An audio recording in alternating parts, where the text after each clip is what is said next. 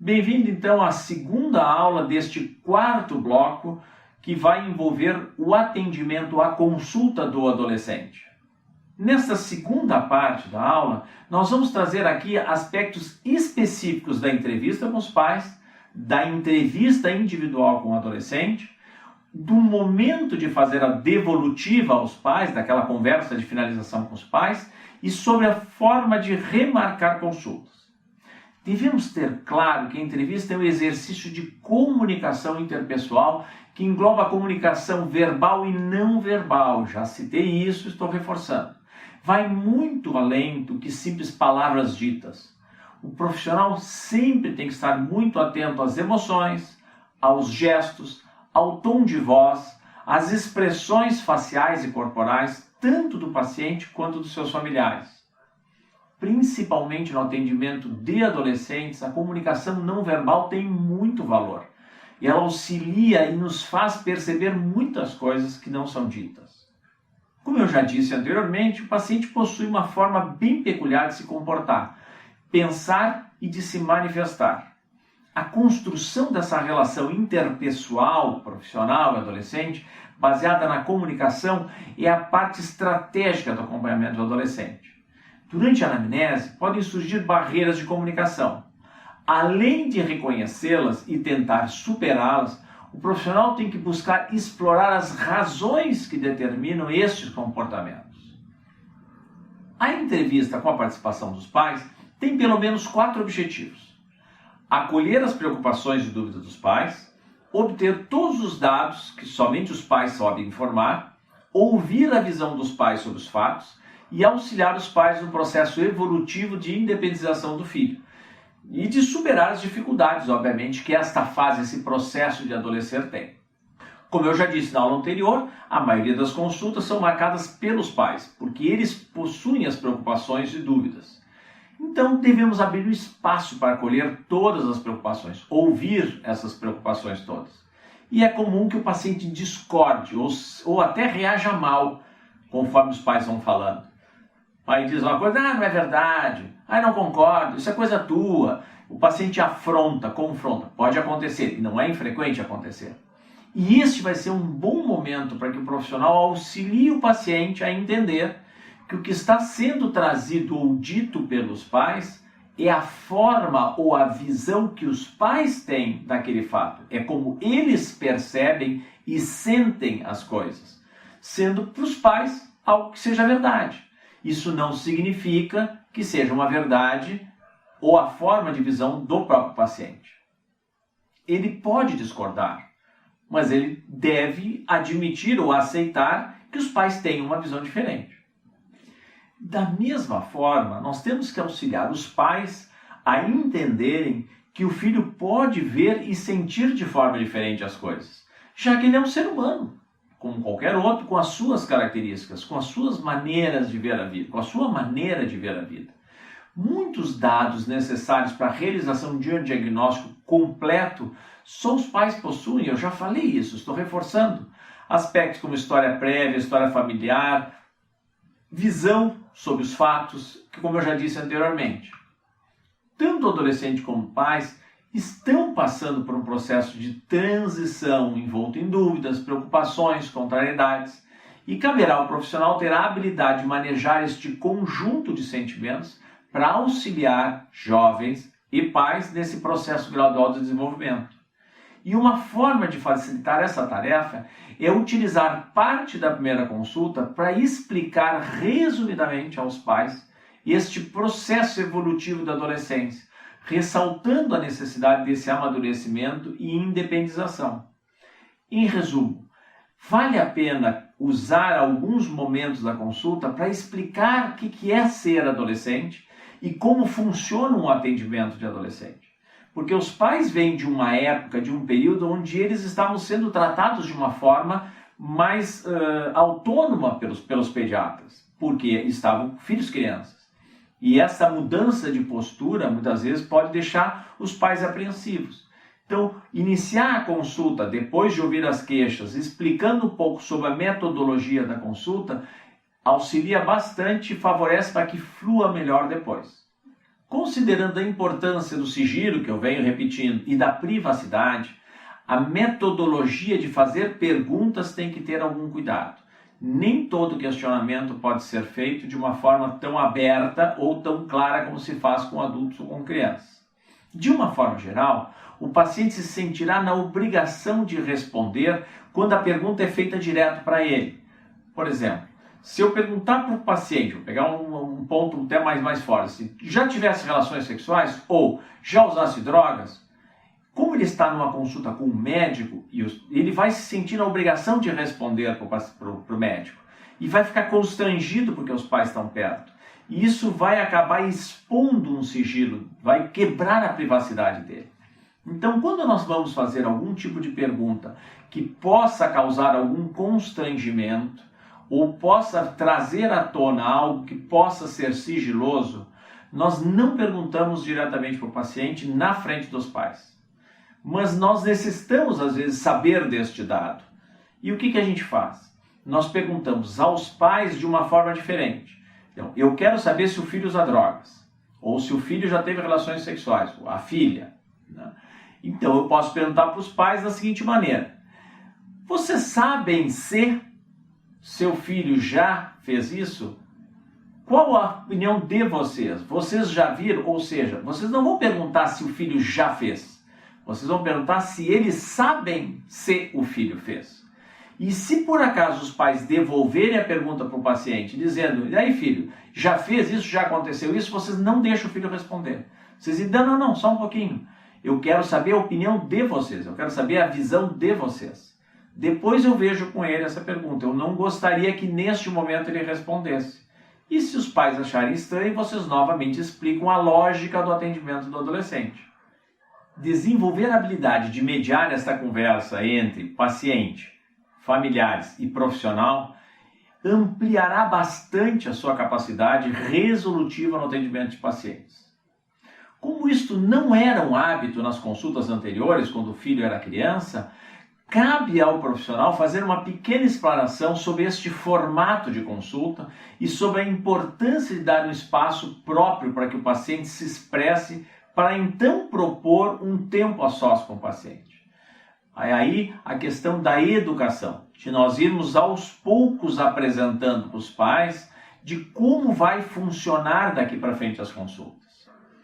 E para facilitar essa aceitação, vale explicar para os pais ou reforçar aos pais que neste processo de independização ou de amadurecimento do filho, às vezes eles vão preferir até essa expressão de amadurecimento do filho, esse processo de adolescer, é importante gradativamente se dar espaço para que ele expresse as suas opiniões. E que isso muitas vezes se torna mais fácil num primeiro momento se ele fizer isso a sós, só como profissional. E que aos poucos ele vai desenvolver a habilidade de poder compartilhar isso com os pais também. É também nesta hora que nós estamos explicando melhor aos pais a importância de fazer este momento a sós com o filho, que a gente explica sobre as questões de sigilo, as regras sobre sigilo e sobre privacidade e confiabilidade, alertando quanto aos limites das questões éticas, tanto para o paciente quanto para os pais. E se, depois dessa nossa explanação toda, houver a concordância, bom, aí partimos para uma consulta só, um momento de consulta só com o adolescente. Relembrando que eu já disse antes que nem todos os pais concordarão, nem todos os filhos aceitarão ficar sozinhos. E isso faz parte da consulta e faz para parte do trabalho do próprio profissional. E aí chegamos num momento importante que é a consulta só com o paciente. E a entrevista somente com o paciente é um tempo importante da consulta, uma vez que é a oportunidade do paciente de expressar de uma forma mais livre e aberta as coisas que ele deseja comentar, as suas preocupações, ou dizer livre e abertamente o que ele está pensando sobre as preocupações dos pais.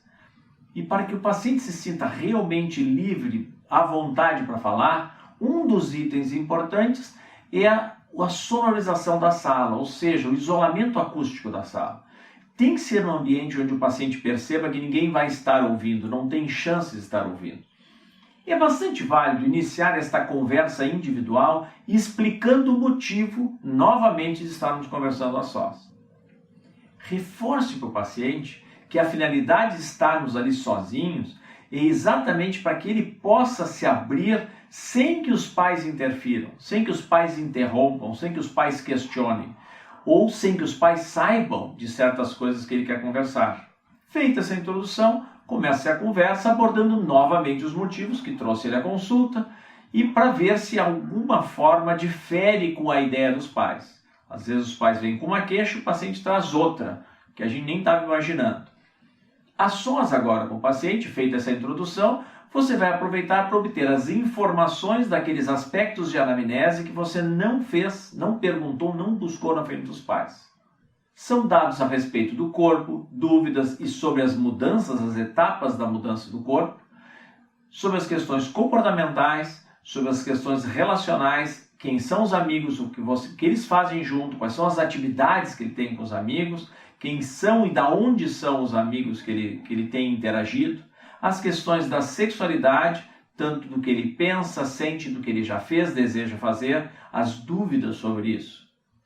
E o ponto-chave para que tenhamos eficácia neste momento de interação com o paciente, para buscarmos os dados que nós necessitamos, é a forma com que nós faremos as perguntas. Os assuntos que introduziremos e como agiremos e reagiremos ao que ele vai nos contar. E a forma com que nós vamos nos expressar ao que ele está dizendo. O mundo em que o adolescente vive e a forma com que pensam e eles agem é habitualmente diferente e muito diferente da forma com que nós pensamos, agimos como adultos. E isso pode causar algum desconforto ou surpresa para a gente. Nós devemos saber controlar e não expressar isso. Além do que, eles costumam colocar barreiras ao diálogo e a serem reativos quando nós nos manifestamos sobre algum tipo de assunto. Busca ouvir os relatos com a maior atenção e principalmente sem qualquer julgamento de valor ou sem qualquer expressão facial de descontentamento ou de espanto. Seja acolhedor. É importante passar essa sensação de acolhimento. Entenda que as reações que ele possa ter não são porque você é assim ou assado, porque pensa assim ou assado. É porque ele está passando por uma fase diferente, com muitas mudanças, e ele está vivendo numa época diferente da sua. Para isso eu sugiro de novo que você reveja as aulas sobre características do adolescente e do profissional, que já estão gravadas e que explicam detalhadamente esse processo. E habitualmente, é neste momento a sós com o paciente que nós vamos então realizar o exame físico e aproveitar o momento do exame físico para abordar outros assuntos pessoais relacionados ao corpo, dúvidas do corpo e explicações a respeito sobre saúde. Mas isso eu vou falar um pouco mais adiante quando eu falar sobre o exame físico propriamente dito. E a lógica da devolutiva aos pais, como é que funciona? O momento de se fazer a devolutiva aos pais também tem muita relevância. É nesse momento que vamos ir em busca da garantia de que a nossa proposta terapêutica será posta em prática, já que envolverá a concordância dos pais e também a aceitação por parte do paciente. Estamos lidando com um paciente adolescente e não mais com uma criança, lembrem-se disso. Ele tem opinião e nem sempre estará disposto a colaborar. É chato, mas é verdade. O profissional deverá ter habilidade para conduzir pais e pacientes nesta busca, no chegar num acordo de qual a melhor metodologia. Ou seja, você sabe qual é a terapêutica, mas junto com pais e pacientes você vai adaptar a sua terapêutica para que ela não perca a eficácia, mas seja mais factível, tanto pelo jovem quanto pelos pais. O foco nesse momento da devolução está em fazer com que tanto os pais quanto o paciente entendam como você concluiu, como você chegou a essa conclusão diagnóstica e o que embasou a terapêutica que você está propondo, para que eles possam concordar de uma forma mais fácil. A gente não pode esquecer que nós estamos no mundo da internet, onde se bota no Google ou qualquer outro provedor a dúvida que nós temos sobre saúde, e lá vem várias pessoas dando a forma de tratar. Então nós temos que explicar com clareza o que nós estamos propondo, a evolução daquilo. Isso não é típico do adolescente, com a criança também, né? Só que a gente faz só com os pais. Nesse momento nós precisamos inserir o adolescente nesta concordância. Conforme a idade e o grau de maturação do paciente, podemos ter maior ou menor dificuldade em engajá-lo no atendimento. Isso é mais do que óbvio. Da mesma forma, alguns pais poderão apresentar resistência em aceitar condutas que não estão de acordo com a sua forma de pensar. E aí eu não estou falando de tratamento de amigdalite, de pneumonia ou de asma.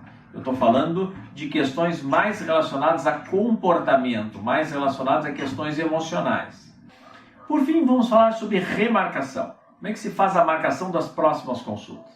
Sempre que possível, busque fazer o agendamento da próxima consulta junto com o paciente, ainda durante o atendimento. Isso aumenta muito a chance dele retornar à consulta. Se você deixar para que ele decida depois e marque depois, talvez ele vá usar mecanismos de fuga e não vai aparecer. Lembre-se do que nós já falamos nas aulas anteriores sobre a necessidade de respeitar as características e as necessidades do paciente ao definir a frequência, a data, a hora do retorno. Busque não impor. Tente equilibrar os desejos, as necessidades ou as limitações do paciente com a sua agenda. Sempre é possível, um joguinho de cintura se consegue. E isso passa para o paciente a ideia de que você está envolvido, você está interessado. Que se você impor, talvez ele bata de frente contigo e diz, também não quero. Então, aquele equilíbrio entre o que ele precisa e o que você tem disponível. E com isso a gente encerra então a segunda aula deste quarto bloco de aulas, que agora envolvendo a consulta do adolescente. Na terceira parte nós vamos falar especificamente sobre anamnese e exame físico. Vejo vocês daqui a pouco.